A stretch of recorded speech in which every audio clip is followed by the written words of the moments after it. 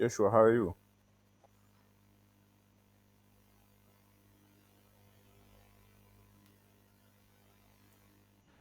I'm fine. Good evening. Evening. Thank you for helping out.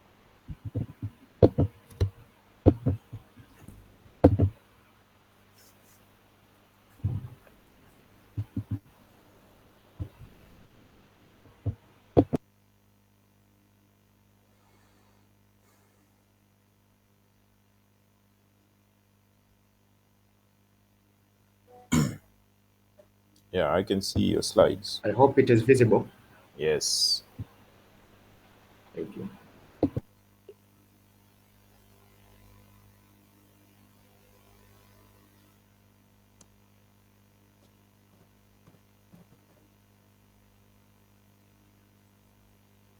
Seb, I think you can start. Yes.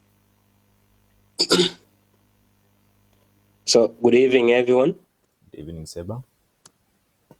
Yes. Welcome to our Sunday Afro DX Clinic Unknown. So, I'll be presenting a very intriguing case to Dr. Joseph today.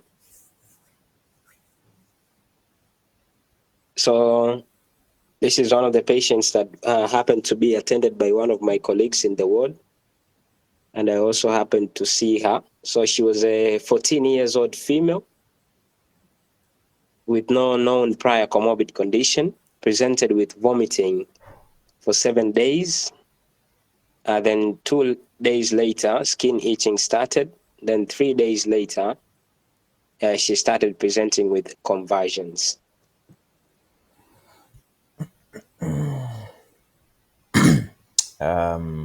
Thank you very much, Seba.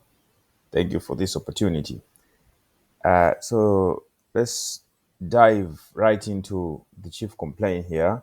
So this is the is a child, less than 18-year-old, and these are multiple complaints that are acute to subacute.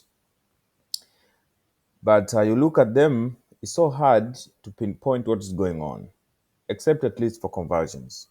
Because you realize vomiting is very non-specific. If you sit in clinic, you see multiple patients with maybe nausea, vomiting, because they have something else, and that something else can be anything from maybe they ate something or psychological, or they had a certain drug and they presented with that. So it's so hard. You cannot say this is a GI problem or something else completely. So I won't spend my time on vomiting.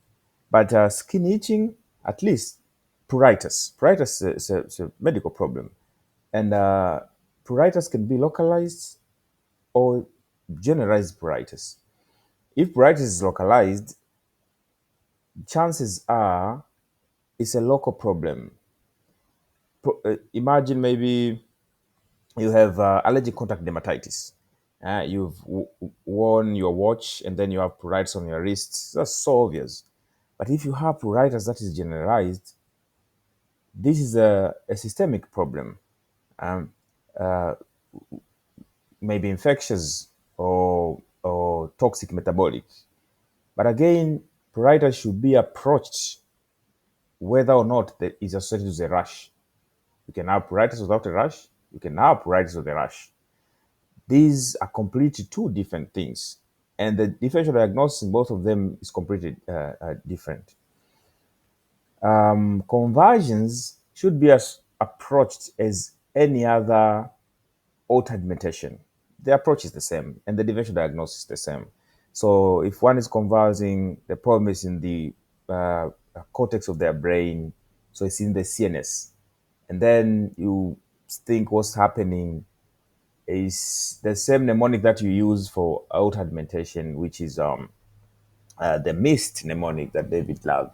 And these include metabolic, infectious, structural, and toxins. When we talk about metabolic here, we talk about things that you order when you order the chemistry from the renal functions, liver functions, and others. So I cannot at this point say what are we going to be dealing with so hard at this point, but that's okay. And then we'll hear the HPI, and maybe from there I can build my thinking. Thank you very much, Seba.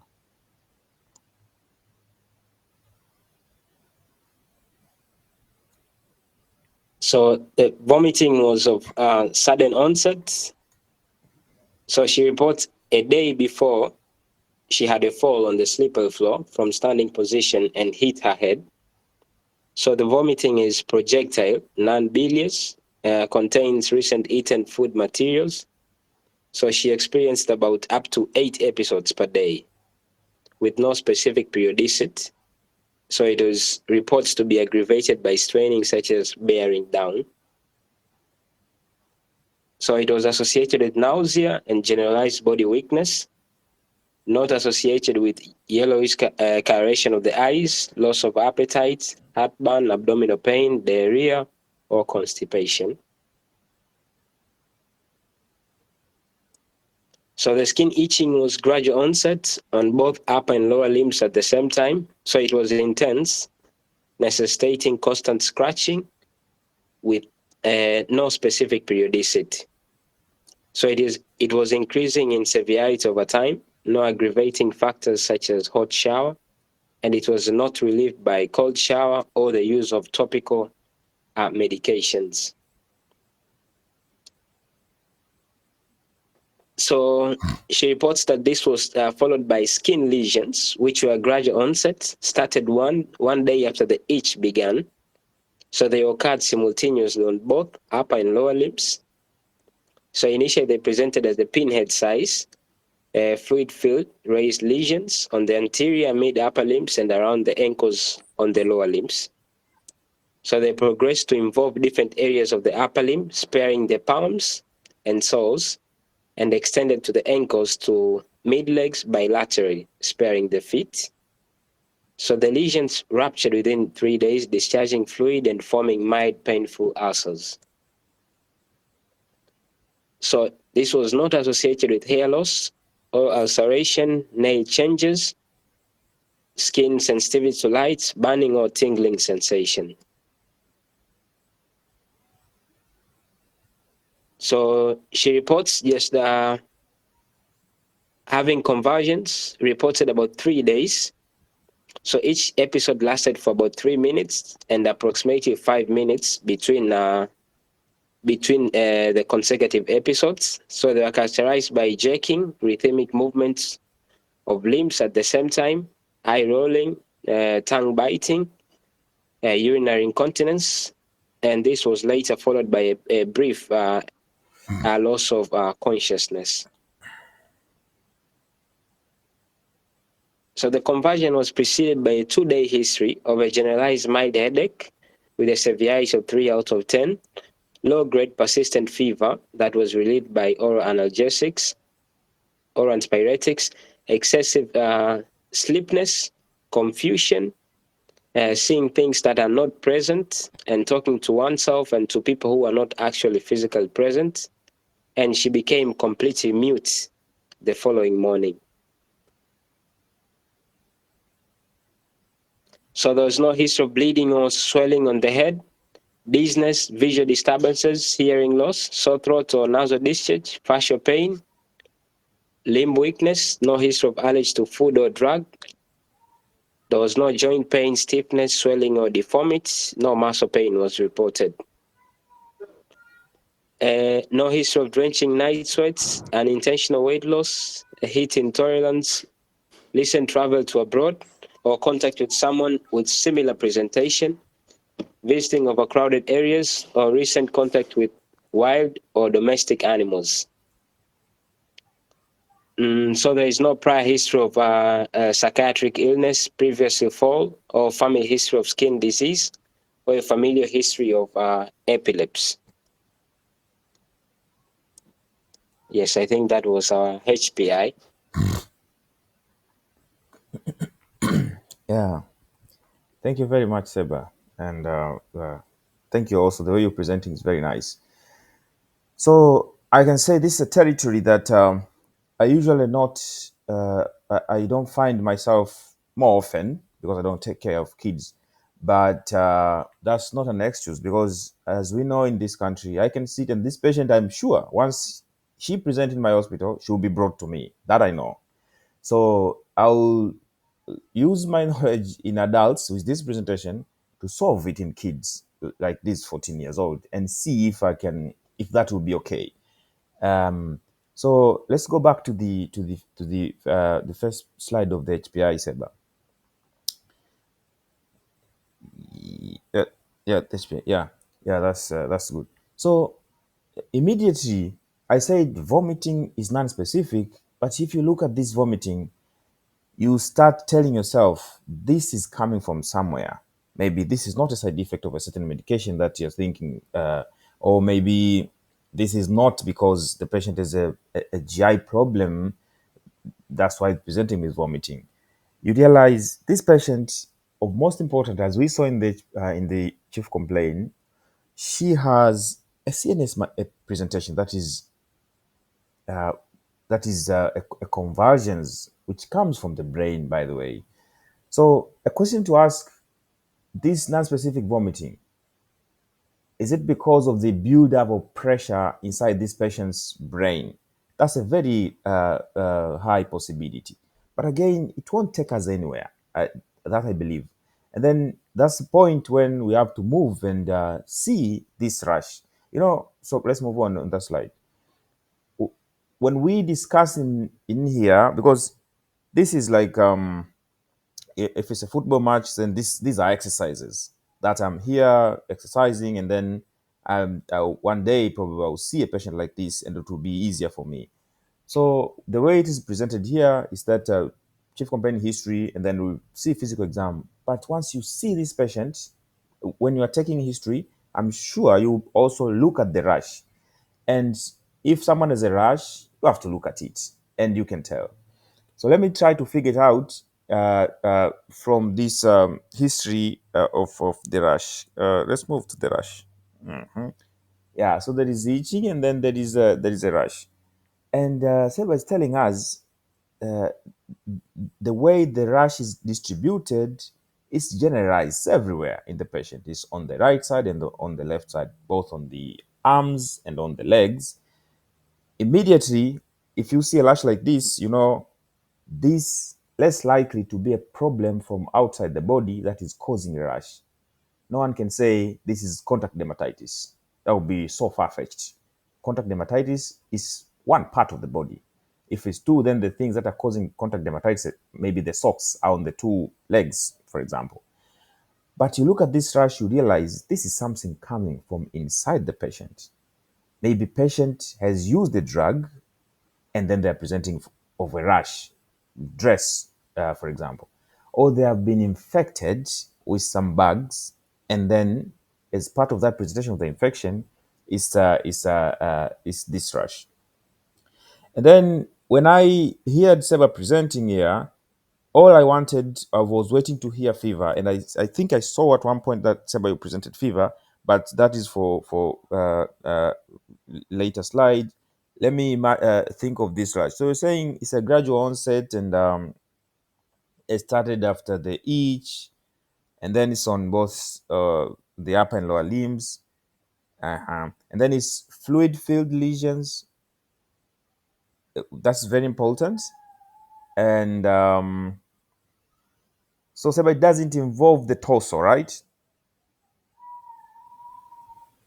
Yes, It doesn't there was involve. no torso Yeah, involvement. there's not torso involved, so it's just the limb. Okay, let's see the next slide.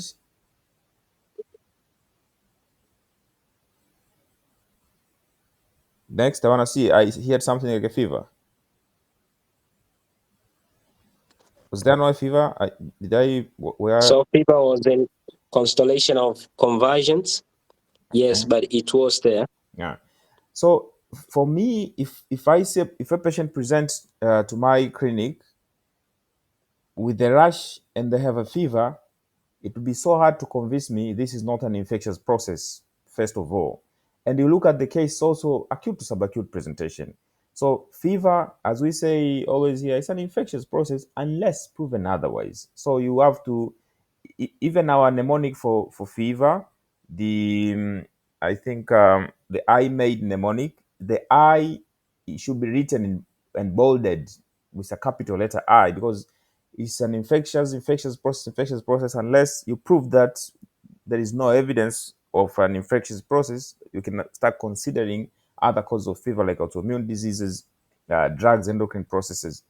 But I'll spend my time here connecting a generalized fluid filled rash with a fever to mean this patient is presenting with an infectious process, and see if I can come up with anything. So rash with fever. I mean, rash plus an infection. What do I have in mind? Um, this kid being a 14-year-old, Seba has to tell me later about the vaccination history. That is most important. I've worked in places in this country where the access to vaccination is not that, the coverage is not that high, and I've seen things that should happen in kids. They happen in some people are 18 years old, 20 years old. So that I also have to think. But what are the possibilities if I think of a fluid rash and a fever to mean an infection? I'll think of measles. Does this patient has measles? So that's one of the possibilities of a patient who was not didn't receive an vaccination during childhood to present with. And then during exam, measles. The only difference in this is that they also present, I think, with not just the skin on the body, but also the oral mucosa presentation. Others that I can think of, probably measles should go with rubella. Even the vaccine is called MMR, if you remember. But rubella doesn't present like this. I think it's a mild form. It doesn't look like this. Again, other things maybe, yeah, herpes. So someone to present with generalized herpes like this, probably, but again, herpes present with the oral mucosa presentation, so maybe less likely. And chicken pox, probably. You see fever, you see a rash, 14-year-old, chicken pox. You ask the history. The mother probably did this patient ever had a similar illness uh, when they were a kid, and they say probably no. You say okay, maybe they're presenting with a chicken pox. But I think in the exam, Seba will show me the rash, and I can see if I can figure it out. Other presentations, yeah. So for recent, we saw mpox. I saw some cases. Doesn't sound like it because the rash of mpox is very typical. Okay, other things will come maybe later on, but I need to know stuff like was this patient vaccinated, and even the HIV history. Some HIV patients have HIV. Rash take a very different course, different from what you read in the books from immunocompetent individuals.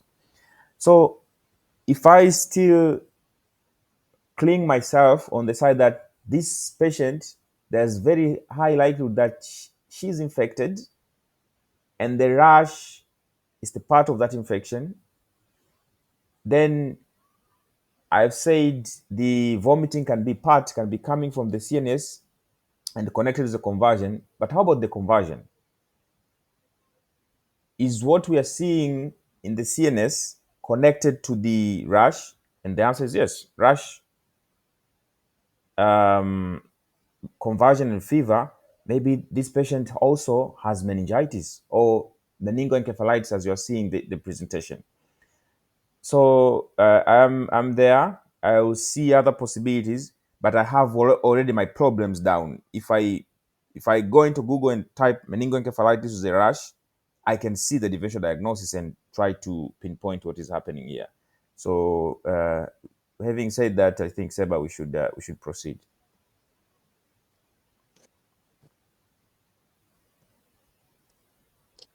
So the review of other system was unremarkable in this patient. And the past medical history was also unremarkable. So regarding the vaccination, so this child received all the recommended vaccination as per age.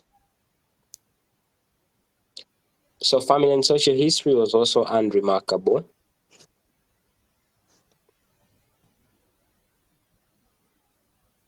So coming to the physical exam part, so in the general exam, the patient was conscious.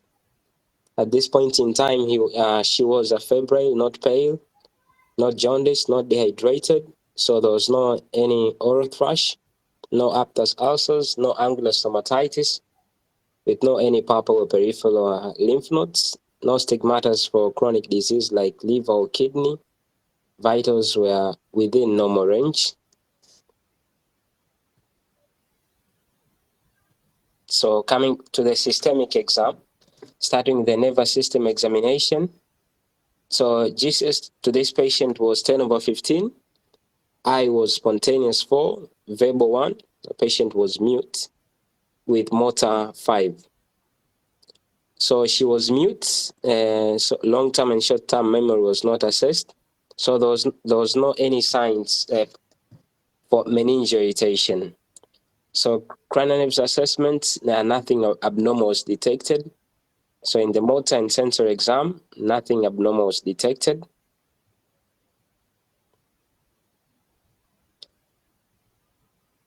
So coming to the integumentary system exam, these were the skin lesion, Dr. Joseph. So there were linear blisters, which were found in the medial aspect of the forearm with some crust and erosion following rupture. So the Nicolis sign for this patient was negative.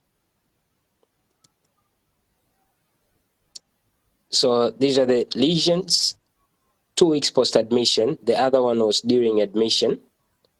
So there is an evidence of an healing ulcer with crust and surrounding healing hyperpigmentation. So same, these were 2 weeks post-admission, in which we can see an obvious ulcer in the right malleolus. So it was irregular in shape with mild tenderness, clean-based ulcer with some pale granulation tissue. So irregular margins with hyperpigmentation and also discommission on the surrounding skin. So on the right, we can appreciate an ulcer on the shin, which is healing with crust also. So the other systemic exam was normal to this patient. Yes. Yeah, thank you very much. Let's go back to the general exam, and yeah, okay. So we're not seeing uh, um, fever here, but who knows? Because there was a history of fever, maybe patient is on a drug that calms the fever. The next slide. Yeah. So with a GCS of 10, this patient is clearly altered. There must be something is going on in the brain of the patient. So we are dealing with a patient with encephalopathy. And is it just encephalopathy or meningoencephalopathy or meningoencephalitis? We are told here there is no signs of meningeal irritation, but that doesn't rule out meningitis in a patient. You have to proceed with LP and rule it out.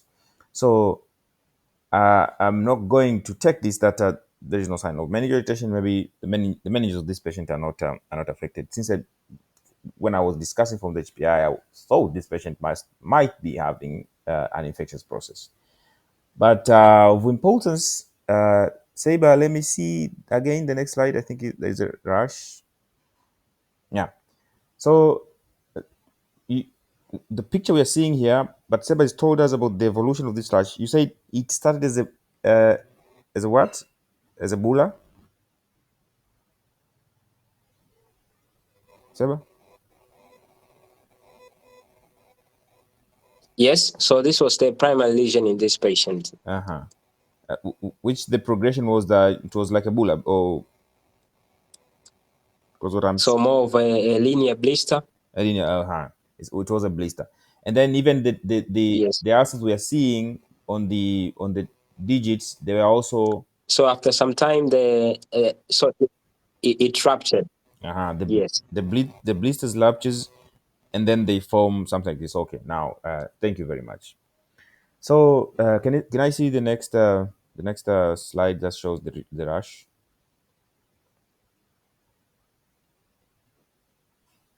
Okay, and the other one, yeah. Thank you.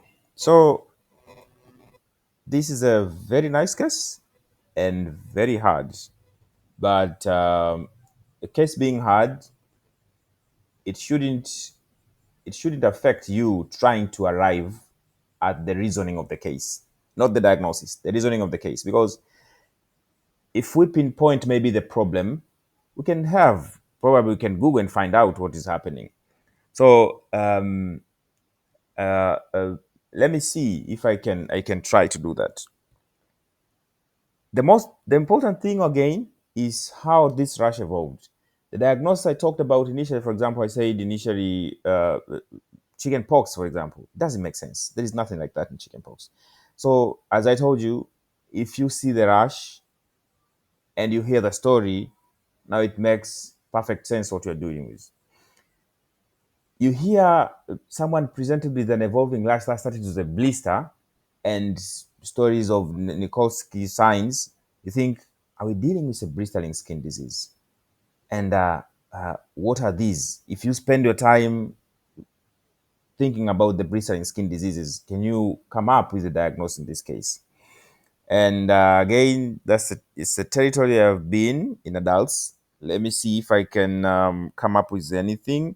So the way I remember it is that if you have generalized blisters, uh, we think of stuff like uh, SJS 10. The story doesn't look like that. And then you can have herpes zoster that present with some blisters. But again, I don't think so.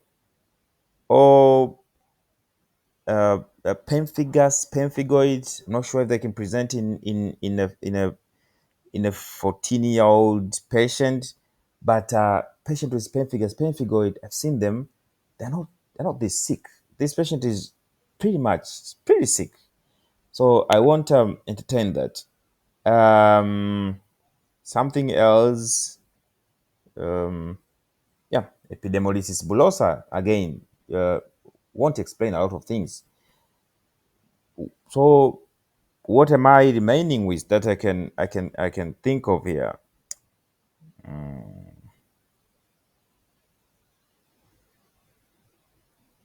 Okay, I realize it's very hard, and my DGX is limited. Maybe one thing with an ulcer like this and a pretty sick patient, and these can be emergencies. Uh, Sweet syndrome. Sweet syndrome. This is a systemic illness. You have this patient, they form rash. Those rash progress into ulcers, and then they're pretty sick. It's like an emergency sweet syndrome. But again, I don't know if sweet syndrome can present in a 14-year old. Then in sweet syndrome, we'll need to take biopsy of this rash and see if there is a neutrophilic infiltration of the ulcer and come up. And the sweet syndrome as a CNS presentation, that I can also not tell. But there are also very important clues in this patient. For example, the rash doesn't involve the oral mucosa or the genitalia. SJS10 less likely, and there is no reason why SJS10 would involve CNS.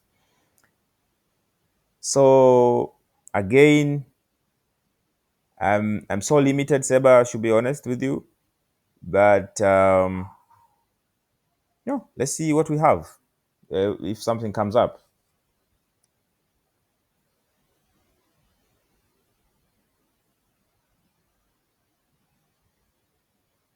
To you, Seba.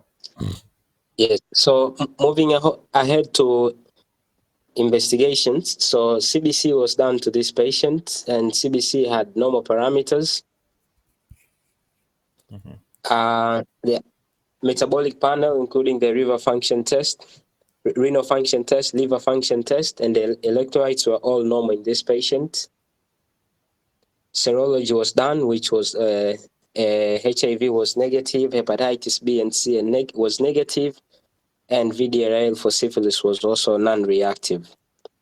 Thyroid profile was normal to this patient, and ANA was negative.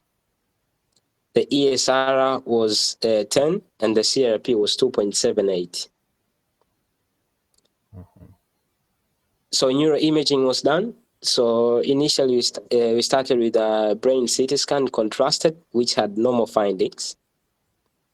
Then MRI was recommended. So brain MRI was done, which showed extensive areas of restricted diffusion, NT2 hypersensitivity located in the right temporal lobe, extending to the parietal lobe, together with bilateral posterior periventricular T2 hyperintensities. So conclusion were features suggestive of encephalitis. So CSF analysis was done to this patient. So marked elevated protein levels, glucose fell within normal range, calcium sensitivity, no growth.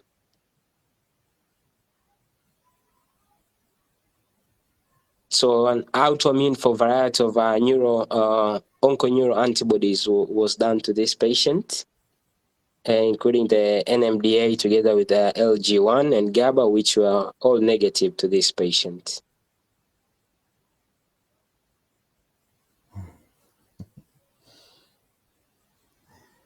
Seba, you have me, my friend, today. Yeah. Okay.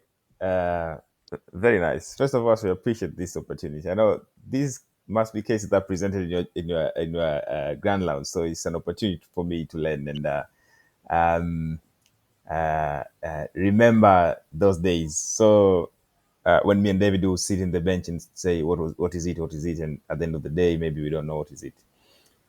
The most important thing, I think, Teba, first of all, did the CSF did they do the cell count? No, so that's a limitation. Cytology and cellular differentials was not done. Okay. Yeah. But the protein was elevated. Can I see again? Yes. The CSF? The protein is elevated and glucose within normal limit and no growth in culture. Yeah. And let's go back to the MRI. Yeah. So this MRI at least changes some stuff because you, you put contrast in it in the MRI and you see some stuff lighting up and it's very specific. As you can read there on the right temporal lobe extends to the temporal parietal lobe affected in this patient. So now we know the convulsions and vomiting came from this thing, but we are told there was a fever. So plus that CSF analysis, of course, cell count was not done, but we're dealing with meningoencephalitis. We're dealing with meningoencephalitis. So in the DDX of meningoencephalitis, what do I have? Very nice. Seba went on and did those autoimmune stuff, which, by the way, you should think of them later. You should start, first of all, with the common things which occur common. So for me, meningoencephalitis, I will start with infections process. And so what are the infections that we have? You can have bacterial. Meningoencephalitis, meningitis, DDX is usually the same. You start with the bacterial. But even if they cannot do that cell count in this CSF, we have a clue in that RBG that from the CSF. Seba, did you manage to do the ratio of the CSF RBG and the RBG of the blood? Yes, so it was within normal limits. Yeah, so there is almost 1/3 to the serum. Yeah, so it was within normal limit. It tells you less likely to be bacterial, but not impossible. But bacterial meningitis is fulminant. It's fulminant, and in this patient with a rash, and you are thinking of meningoencephalitis, you should think of bacteria of importance, meningococcal encephalitis. Of course, the rash doesn't look like it, but you should think of it. But bacterial meningitis is fulminant. I'm sitting here, maybe I'm starting having a headache at this night. Tomorrow morning, you're hearing I'm in the ICU, fever, headache, and stuff like that, convulsing, highly likely to be bacterial meningitis. So probably with that normal glucose CSF plus an subacute evolving meningoencephalitis, we're not dealing with bacteria, we're dealing with the other bugs. And what are these? One, maybe you are dealing with a viral. Two, you're dealing with TB or other organism like the fungus, cryptococcal. But again, a 14-year-old, not immunocompromised, and these TB and the meningococcal, the cryptococcal meningitis, usually be like subacute to chronic. Someone will present slowly, they are losing it slowly. At the third week, they're coming in hospital. So highly likely we are dealing with the viral meningoencephalitis in this case. Now, if I think the most common in this, I think is herpes meningoencephalitis, if I'm not mistaken. Yeah, so herpes must be the most common. And even the way the MRI is showing, that's the places that the herpes meningoencephalitis affects. The problem will be, does that rash represent herpes? And I cannot say no, because if you pull down and read on the bullar's skin lesions on the part of infections, herpes is there. I've seen herpes, but the way I see it on the skin is the small rash. But again, I remember Seba was presenting initially in the history, maybe the picture we saw an already evolved rash. He said pinpointed fluid filled.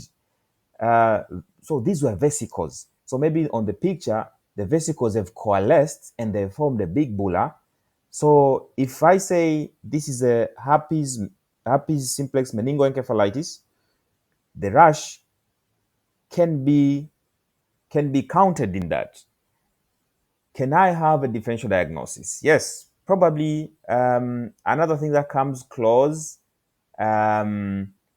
is a porphyria. So porphyria can give you CNS manifestation plus a rash, which will be bullous.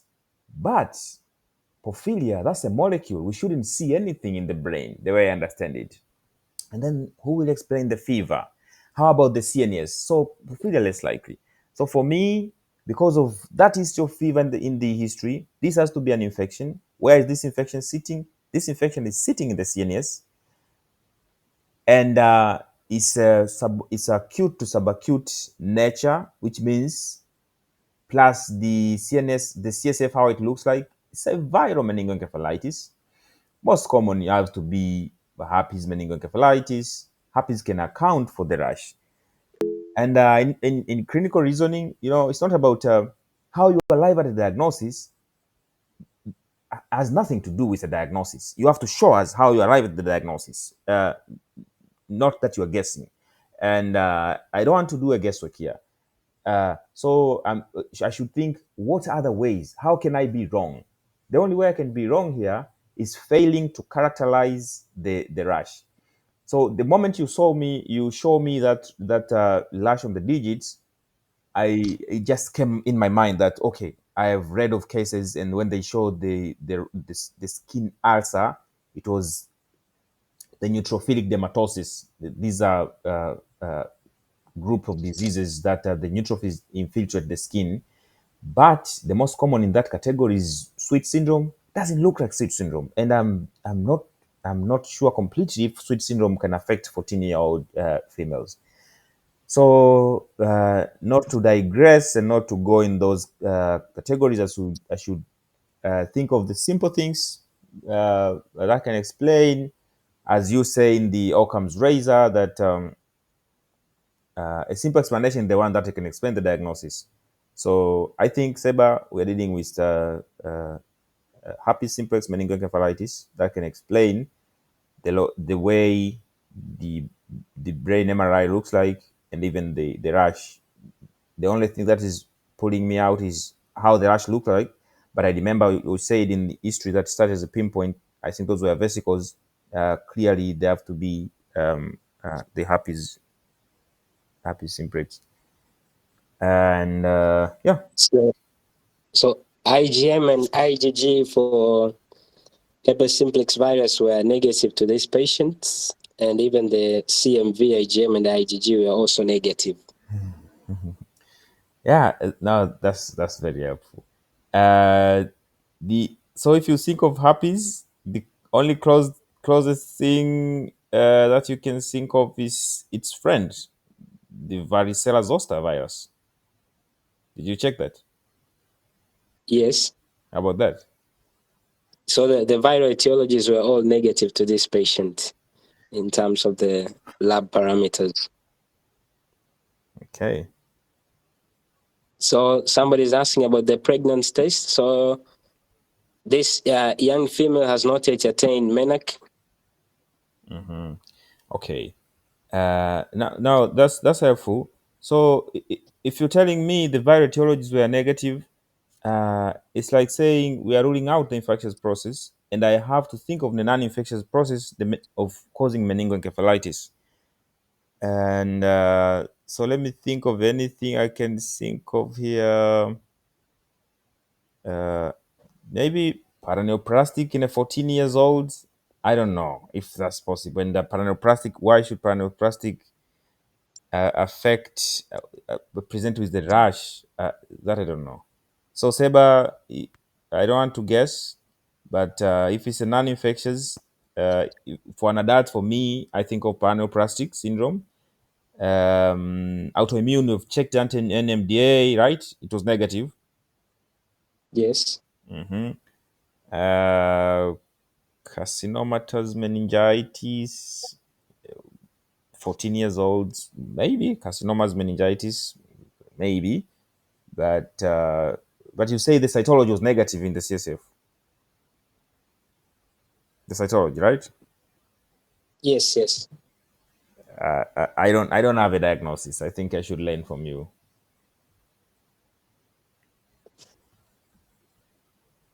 So there are some questions from the chat. So skin biopsy was not done to this patient. Yes, and Dr. Michael, you're asking if there is yes, after initiation of steroid, there are some improvement in terms of conversions in which the patient had initially.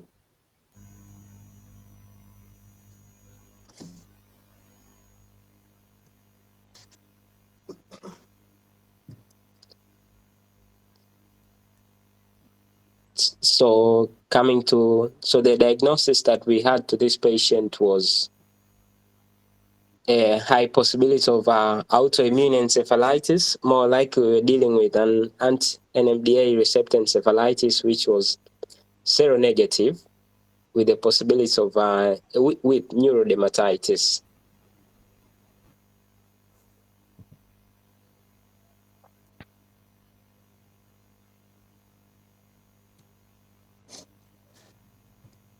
So just a quick recap on approach to encephalitis, in which Dr. Joseph has taken us through it very well. So most of the patients with encephalitis will present with headache, fever, plus or minus symptoms, signs of meningeal irritation, such as mucorigidity.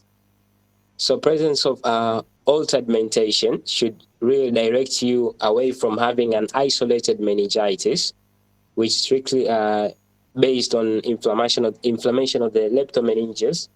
So having an altered mentation, usually it has to be a more meningitis with extension to the encephaly, which is meningoencephalitis, or even a possibility of having encephalopathy and a mass lesion. So going ahead, after having a diagnosis of meningoencephalitis, we have to go ahead and performing a neuroimaging. So neuroimaging, you can do a brain CT, but the one which is more preferred is usually a brain MRI. So an absence of mass lesion, like in our patients, usually rules out the possibility of having other space-occupying lesions such as brain tumor as the possible etiology of encephalitis in this patient. So here we can attest that in the presence of encephalitis, cell count and differentials is usually very important, so as you can be able to pinpoint exactly that, say, you're dealing with a possible bacterial etiology or a non-bacterial etiology, they famously called septic meningitis. So usually for the septic meningitis, we'll present with extremely high levels of white cells and elevated protein, together with decreased glucose levels and gram stain positive. But for the septic meningitis, such as viral meningitis, even presence of viral meningitis and fungal meningitis, they will present with usually they'll have normal increased protein levels together with normal or decreased glucose levels. So of importance not to know that is that autoimmune encephalitis is usually the diagnosis of exclusion.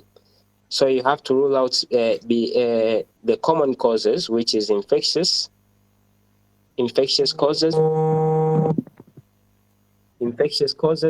and also you have to rule out possibility of having any form of intoxication. So maybe Dr. Joshua, we can move to the next slide.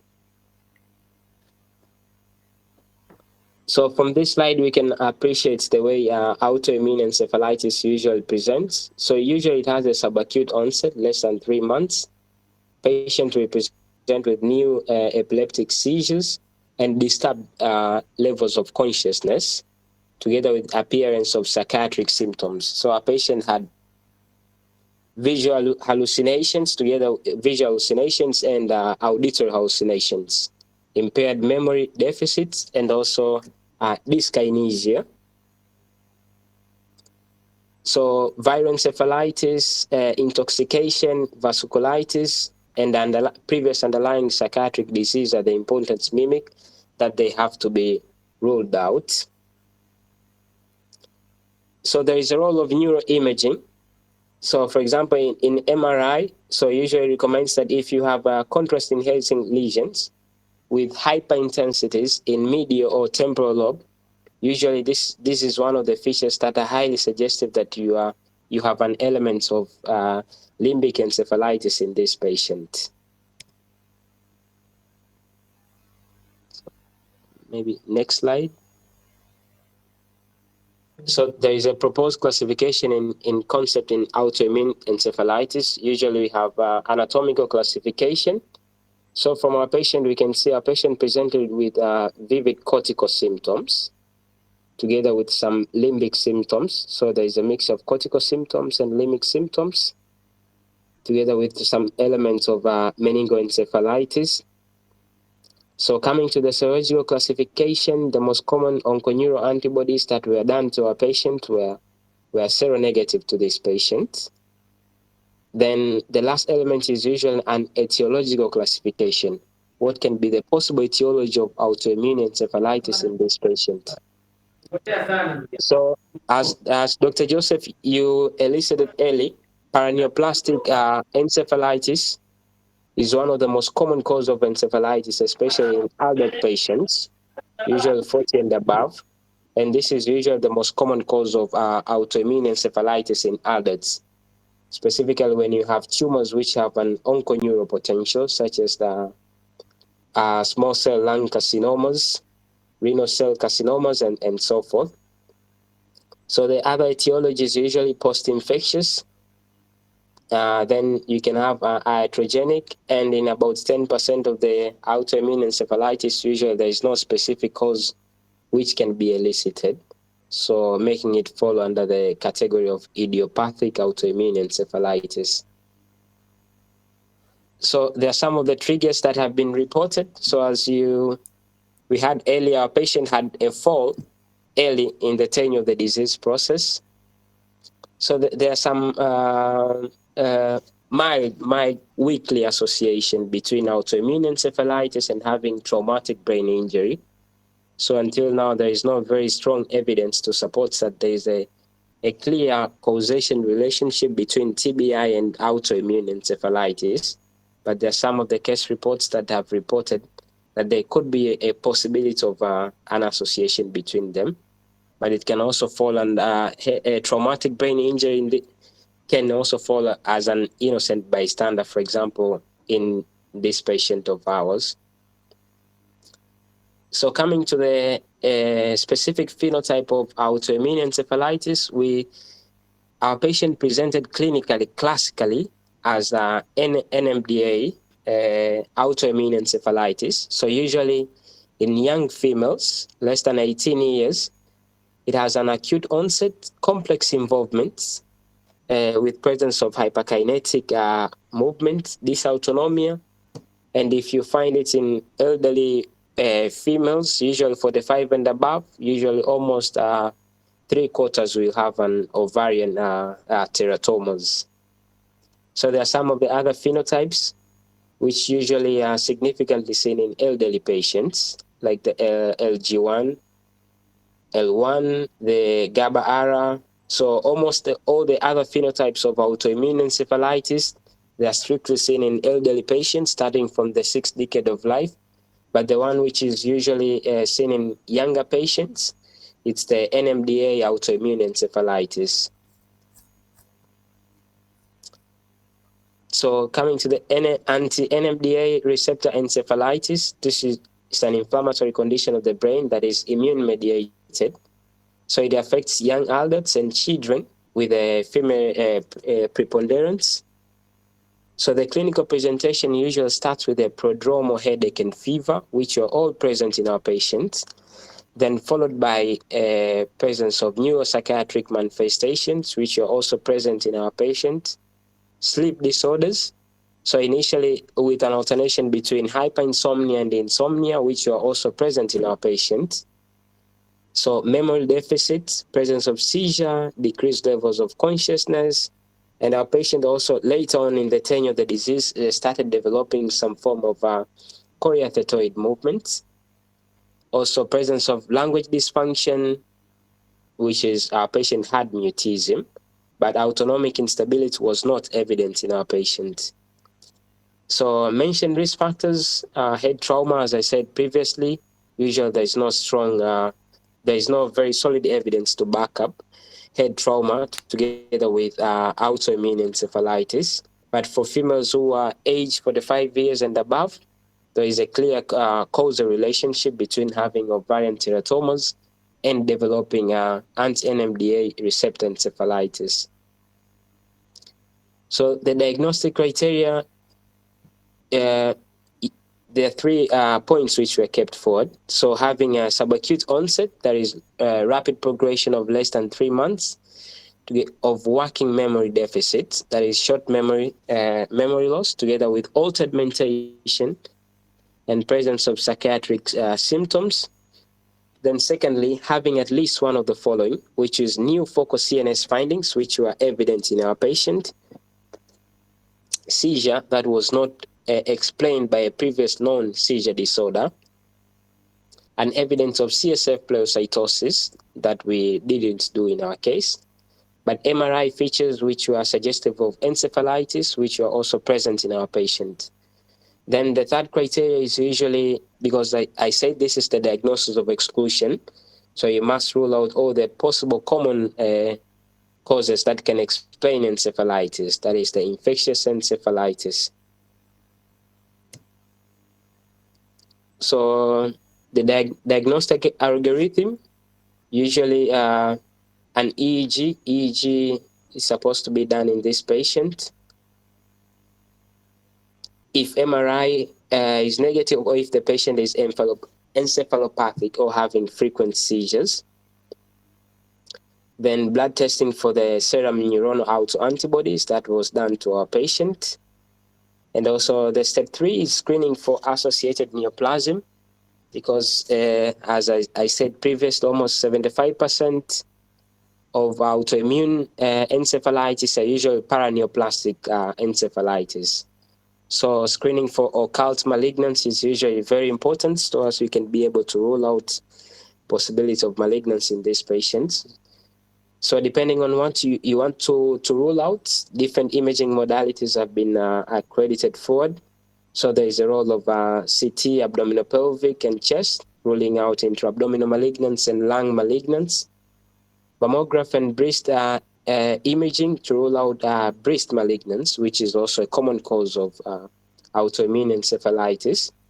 And also testicular ultrasound, especially in male, ruling out the possibility of having testicular malignancies. Hey, Seba. Yes? Make a pause, please. I think there was a disconnection on the session from the third minute from past 9. So I think let people also join back, then we can continue with the presentation. If you can check with the number, I think we are currently 3, me, you, together with Amani. No, I'm here. There was a disconnection problem, I think. No. Roland, I can see you people around 48 around here. Yeah, I was just telling Seba that there was probably a disconnection somewhere, and I had to tell him maybe to pause and wait a bit so that we can continue when you're back. Yeah, but there is 48 people. I mean, there is 3. It's just now that everything is now coming back to light, I think. Okay. Thank you.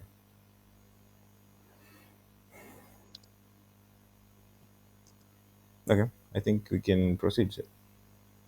Yes. So coming ahead to what are the treatment options now in autoimmune encephalitis? So usually the first line of treatment is pulse therapy, giving these patients a high dose corticosteroid therapy, which is methylprednisolone. So we gave our patient IV methylprednisolone, 1 gram, which was given for 5 days. Then you continue with oral prednisolone therapy, 1 milligram per kg in a tapering pattern up to a time frame of 4 to 6 weeks. But there is a role of intravenous immunoglobulins and also even plasmapheresis, as shown also to be efficacious in this patient. In patients who may present with relapse, so there is a role of use of mycophenolates together with other disease-modifying drugs such as azathioprine, and even the use of the monoclonal antibodies such as rituximab. And also cyclophosphamide has a role too.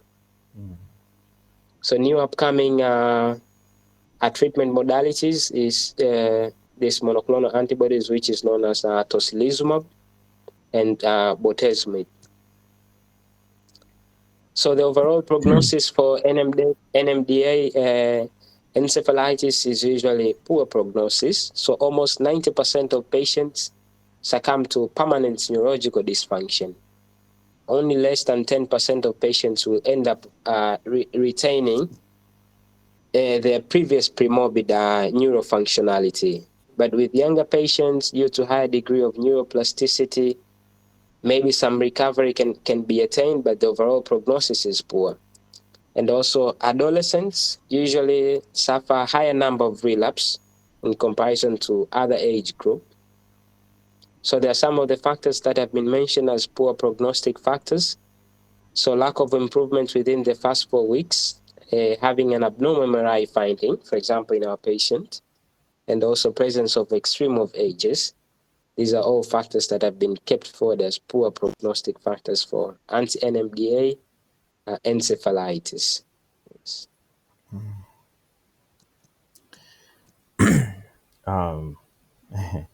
Yeah, but this is a very hard case, and I can say I would love to learn from those who saw the patients a lot of things from them, because when it comes to the point of, for example, if I present a case to you and say, this is a known patient with seronegative rheumatoid arthritis, the rule in medicine, you have to question that seronegative rheumatoid arthritis, meaning that probably something was missed, because they looked at rheumatoid arthritis and then they missed it, and then they thought with a concentration of symptoms and signs, it has to be rheumatoid arthritis.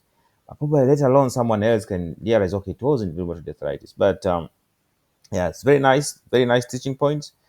um Probably something that I can learn from you, in this area, sometimes it's hard to diagnose this diagnose of exclusion, to rule out all other possible etiologies, especially, for example, for the viral meningoencephalitis. You have to send a PCR. uh, did they manage to do that? No, that was not done. Okay. Yeah, but Yes. how did they? I realize you have neurologists there and the neurofellows, pretty high standard clinicians. How did they how did they explain the rash? So the explanation was the rash. They explained it as a form of neurodermatitis, Uh-huh. which is usually common in patients who they have developed some form of neuropsychiatric manifestations. So it's also part of the Yes. So it's also part of the yes, NMDA, yes, as you saw in the literature. Okay. yes, yes. Yeah, there is. Let me tell you. Let me be honest. There is no way I could have had this diagnosis right. But it's okay. The journey was very nice. Got to remind myself of meningoencephalitis, which was the problem here.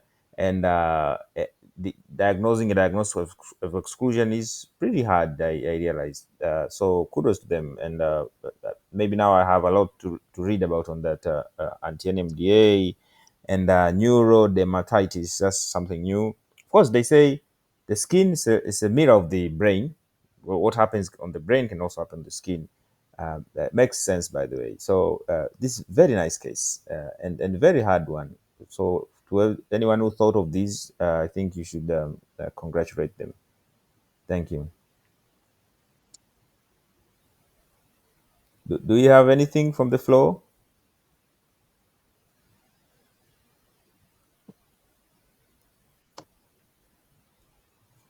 Okay. If we thank everyone who was commenting and discussing around here, I didn't have time to read them because the case was so hard. It sucked all my brain. But yeah, so see you next Sunday, guys. Bye. Have a good night. Good night.